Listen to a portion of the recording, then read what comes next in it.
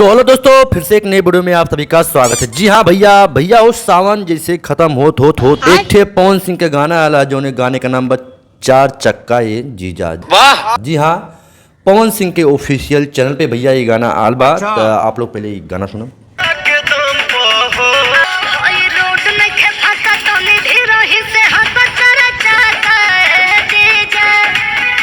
जी हाँ, गाने को पावर स्टार पवन सिंह और शिल्पी राज गाए हैं और गाने को लिखे हैं विजय चौहान। वाह। जी हाँ, बहुत ही बढ़िया गाना है। तो आप लोग जाइए, पवन सिंह ऑफिशियल पे इनका गाना आया है। ठीक है।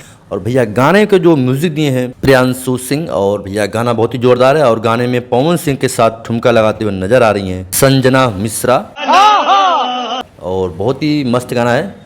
तो आप दोस्तों भोजपुरी में अब दोस्तों बोलबम धीरे धीरे जैसे खत्म ही हो रहा है और गाना अब ऐसे धीरे धीरे आएगा। बात तो सही है। और आप लोग सपोर्ट कीजिए और बहुत सारा वीडियो हमारा धीरे धीरे कम बैक होगा। क्या बोला तूने? और देखते हैं सावन खत्म होने के बाद कौन किसका कैसा कैसा गाना आता है। अरे कहना क्या चाहते हो? बाकी दोस्तों वीडियो कैसा लगा थोड़ा लाइक सब्सक्राइब जरूर करना। ठीक, मिलते हैं किसी नेक्स्ट वीडियो में।